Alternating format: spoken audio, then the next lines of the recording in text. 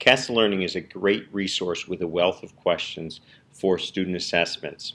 So once you log into Castle Learning, you first want to go to classes, and if you don't have a class, you'll need to set up a class. So you can say create new class, and you can call it whatever you want to call it, create new class, and then when you go to that class, you're going to be prompted to add students to it. So you don't have any students, so would you like to add students? Yes.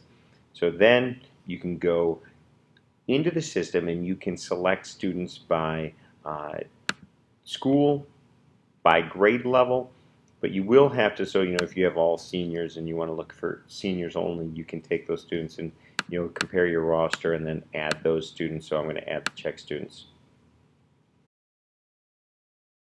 Some additional functionality that's valuable, especially for new users, also lives in this class page. So the red X, if a student can't remember their password, this clears their password for them, and the next time they log in, they just log in with their login ID. The other thing you can do if your students are new to this system, you can print ID cards. So, you have to select all students, check all students, and say print ID cards. You select the configuration, and then you'll give the students their names with their login IDs and then the passwords. And again, if you reset the password, it's just going to be blank. Once you have established classes, you'll then need to make sure you have an assignment for your students. So you go to Assignments. Now there's a couple different options here. You can either select from the pre-made assignments, or you can create an assignment from their database of questions. So first I'm going to move this into the physics category, and then in the physics category I'm going to say create from public assignments. So go here, and then I'm going to pick science, physics. I'm going to pick a Castle assignment in New York, and now you can see that they have Regents exams from 2003 to 2016. So if I want to assign the entire Regents exam from last year, I can hit 2016, and then say import, and then that will be in my repertoire of assignments that I can then push out to my students.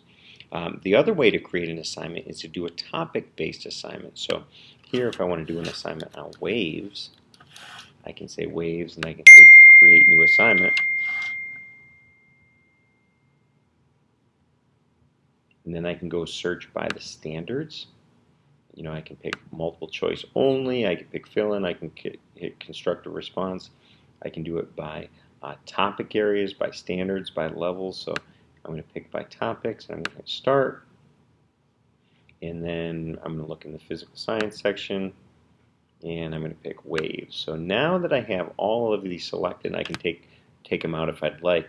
I'm going to say show me choices and update the count, or save choices and show me questions. So now I move on to the different questions that were selected in the waves unit, and then I can cherry pick the questions that I would like to put into my assignment.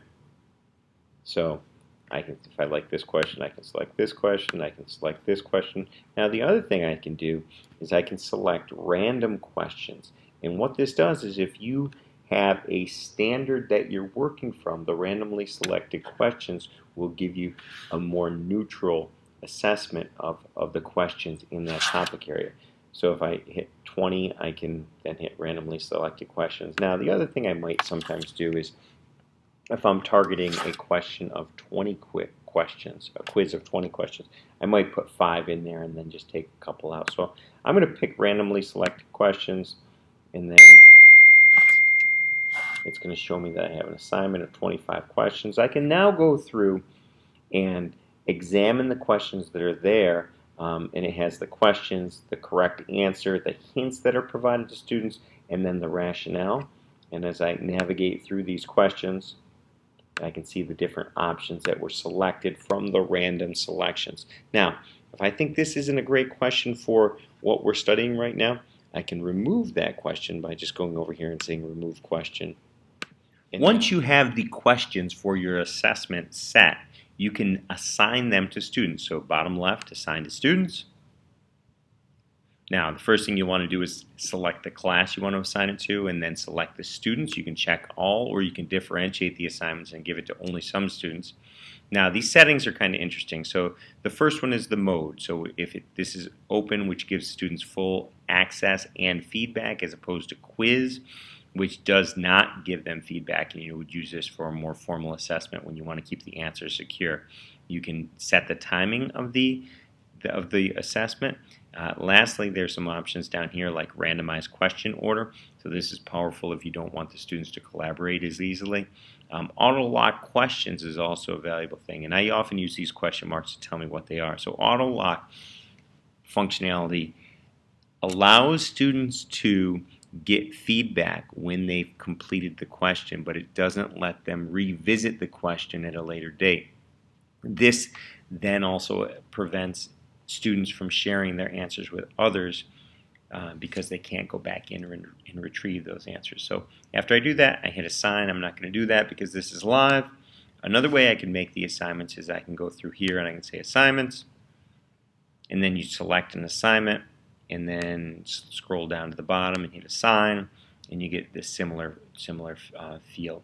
Now, the other option here is you can assign to yourself. So when you go back in, you can, as a student view, you can take a look at, when you go back to the menu, there's a student center, and once it's assigned to yourself, you would see what it would look like as a student, like here in the incomplete assignments part.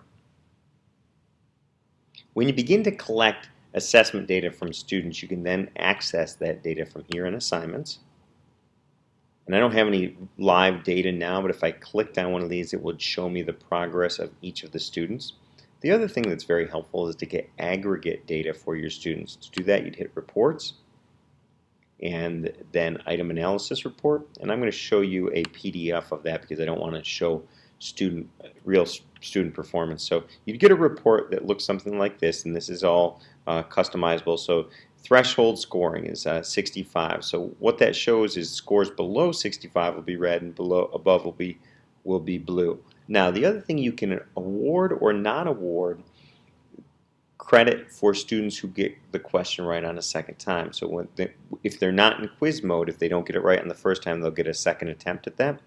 So you can put that, and you can also include in the report different tags here. So this is very helpful because you can then go see for this question I had 100% of the students got it right. I don't need to discuss that question in class. Well, this one I only had 2 of my 8 students get it right, so that's an important one for me to discuss. And if I click on this right here, it takes me to a live link to the question. So that's a great way to discuss the questions in class. Now I can also review by topics, by tags, by difficulty level attributes, and by standards. So I can see where my students are collectively deficient in standard or attribute or difficulty level. Now this down here will give me the scoring of the individual students, and the check mark means they got it right. The check and the X mean they got it right on the second time, and then the X alone means they got it wrong completely. And again, I've got this report set to give no credit on the second attempt, but if I want to change that, I can give